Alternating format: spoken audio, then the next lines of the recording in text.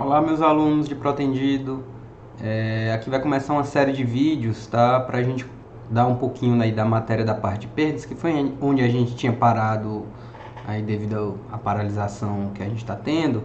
Então, vou dar sequência agora à matéria nesse mês de abril, tá certo? Esse vai ser o primeiro vídeo e a gente vai comentar um pouquinho sobre as perdas de proteção, tá certo? Eu já tinha comentado um pouquinho com vocês sobre as perdas de proteção. E nesse vídeo a gente vai ver apenas a perda imediata, né? A perda que acontece no ato da proteção, devido ao atrito entre a cordoalha e o concreto, tá certo? Então, eu vou mostrar aqui para vocês algumas coisas. Essa parte vai estar na aula 2, tá certo? Se você for olhar os slides, aula 2, perda de proteção. E aí vai estar lá a perda por atrito, tá certo? Então o que a gente vai tentar chegar é nessa formulazinha aqui exponencial, que mostra como é que é feito o cálculo da perda de proteção por atrito. Então, nós temos aí uma situação em que temos uma cordoalha, tá? Ela tem uma forma genérica, tá? Normalmente são sucessões de parábolas, mas vamos supor que ela é genérica. E aí ela tem várias variações angulares aqui e o resto, né, está preenchido com concreto. Então a gente tem uma situação em que vai ter o atrito entre o concreto e a cordoalha, tá certo? Mesmo sendo uma cordoalha não aderente, ela tem um pequeno atrito, tá certo? A gente vai ver essas diferenças já já. Bom, esse aqui é uma figurinha que eu peguei daquele material do projeto de graduação do Marlon Vieira, que eu botei para vocês darem uma lida. Isso aqui vai estar mais importante para vocês no trabalho da AV3, tá? Mas vocês podem ir dando uma lida já para se acostumar como é que vai ser o mecanismo, tá certo? Daquele trabalho que pode substituir a nota da parte da AV3, tá bom? Bom, o que ele fez aqui foi pegar uma parte infinitesimal da cordoalha para a gente analisar o que é que está acontecendo. Então ele pegou uma parte infinitesimal dessa cordoalha aqui, tá? Claro, se forem várias cordoalhas em conjunto, um cabo, né? Para ver o que é que está acontecendo nessa situação. A gente já tinha feito isso para poder calcular qual era a carga equivalente resultante de um cabo parabólico. Não sei se vocês estão lembrados, mas a gente tinha chegado nessa mesma formulazinha que ele chegou aqui e viu que a carga resultante era 8P vezes a flecha dividido pelo vão ao quadrado, tá certo? Então, recordando um pouquinho aí, quando a gente estava calculando carga equivalente de um cabo parabólico, a gente usava essa fórmula aqui, tá? E aí a gente fez esse desenhozinho aqui também para demonstrar, tá? Eu vou fazer aqui, vou tentar fazer aqui, a primeira vez que eu estou usando isso, mas acredito que vai dar certo, tá certo? É uma maneira aqui que eu encontrei de poder escrever para vocês. Então, pessoal, vamos dar continuidade aí.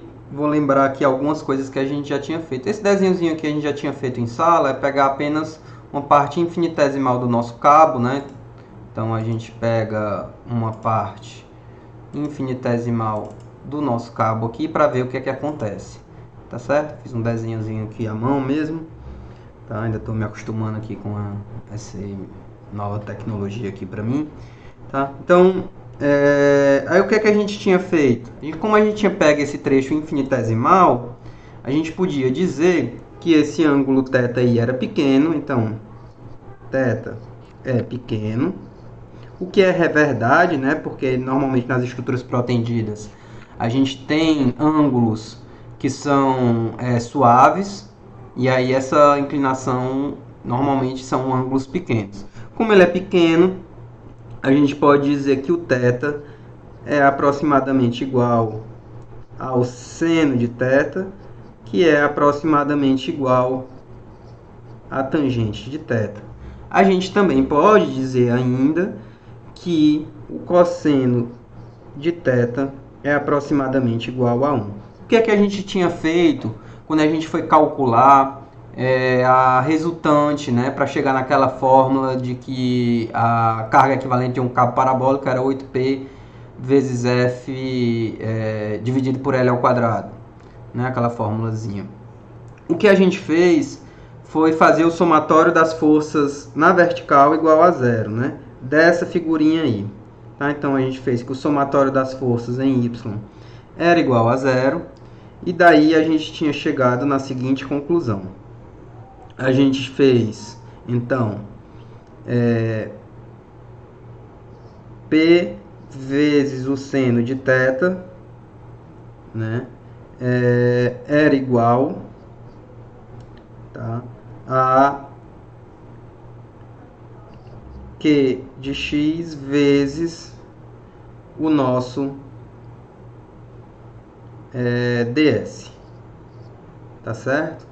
E aí com isso a gente conseguiu chegar nas nossas conclusões, né? A gente usou aqui basicamente que o seno de θ era igual a θ, então ficou P vezes θ era igual a nossa carga, que a gente não sabe quanto é, que é o que a gente quer descobrir. E o nosso ds a gente podia escrever como se fosse esse raiozinho aqui,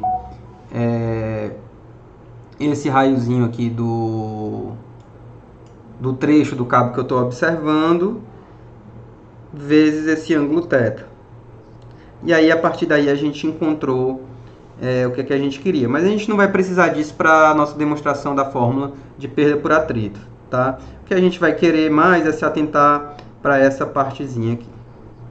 Tá bom? Então, para a gente fazer agora a parte da perda por atrito, o que vai ser feito é usar agora a outra equação de equilíbrio que a gente ainda não usou. São três, né? A gente só usou na vertical. Vamos ver o que acontece na horizontal. Tá certo? Então, vamos continuar aqui. Isso aí já foi o que já tinha sido dito, né? Então, vamos para frente. Então, na horizontal, o que é que nós temos? Nós temos P menos dP, que seria essa partezinha aqui da força. Nós temos também essa outra forçazinha aqui que está nesse sentido. Como eu botei essa aqui positiva, eu vou botar para cá negativo, tá certo? Então vai ser menos P cosseno de θ, tudo bem? E aí a gente ainda tem também essa parcelazinha aqui na horizontal, que é devido ao atrito. O que seria essa parcela? Seria uma força, tá? Eu vou botar aqui para vocês conseguirem visualizar. Seria uma força que estaria atuando ao longo do cabo, tá? Com o efeito do atrito, tá certo? E como é que a gente calcula o efeito do atrito? Basicamente o que é feito lembrando lá do ensino médio, né? Seria o coeficiente de atrito vezes a força normal que está atuando. O que é a força normal que está atuando entre o concreto e o cabo de proteção? Seria exatamente essa carga Q de x, tá certo? Então, o que a gente vai ter que fazer? A nossa força de proteção continua sendo Q de x vezes ds, só que agora a gente vai ter que multiplicar pelo nosso coeficiente de atrito, que normalmente a gente usa essa letra grega μ, tá certo? Para a gente poder classificar isso aí, tá? Usar essa força como a força de atrito. Então, a gente já considerou essa força, já considerou a roxa que está aqui, né? E essa daqui. Então, não tem mais nenhuma outra força atuando aí no sentido da horizontal. E a gente, então, vai ter que dizer que a resultante disso daqui é igual a zero. Tá bom? Lembrando aí que da nossa suposição, a gente pode dizer que o cosseno é aproximadamente 1. Tá? E aí a gente fica com a seguinte equação. A gente encontrou que dP, tá? Corta esse com esse. Então, a gente encontrou que dP é igual a menos μ Q de x ds. Tá certo? Bom, lembrando que dos nossos cálculos anteriores, a gente já tinha encontrado que P vezes seno de θ era igual a exatamente essa parcelazinha aqui. É isso que a gente vai substituir agora, tá certo? Então, fazendo mais essa etapa aí, dp é igual a menos mi vezes p. Eu vou substituir logo aqui o seno de θ por θ, tá bom? Então, a gente caiu aqui numa equação diferencial do primeiro grau, tá certo? Para resolver isso aqui é tranquilo, é só passar todas as variáveis da parte infinitesimal para o mesmo lado e integrar dos dois lados, tá certo? Então, vou continuar aqui, vai ficar dp sobre p é igual a menos mi vezes θ. E aí, quando eu integrar dos dois lados,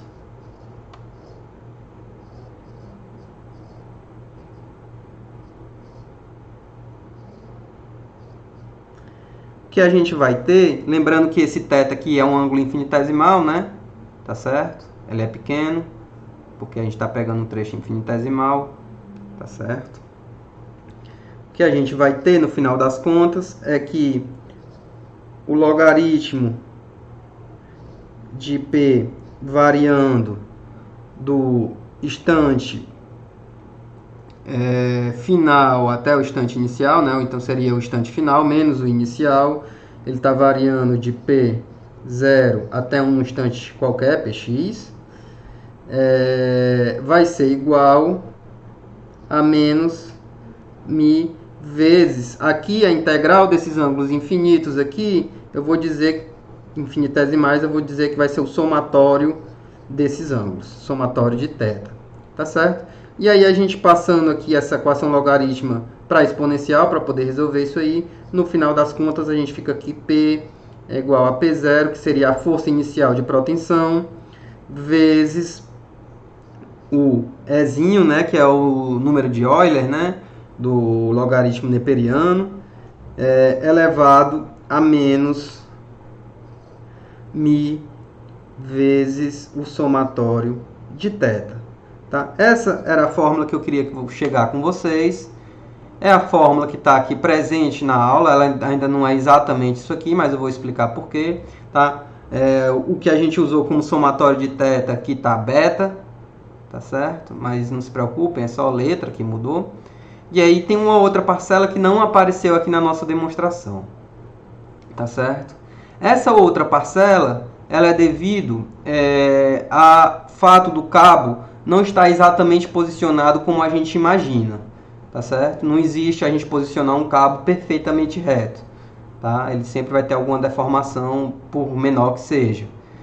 Isso faz com que exista um atrito também, tá certo? Então, só para salientar, o Mi representa o coeficiente de atrito entre a cordoalha e o concreto e tem valores entre 0,18 e 0,20, tá certo? Isso para sistemas aderentes, né? E para não aderentes, esse valor cai bastante, vai de 0,05 até 0,10.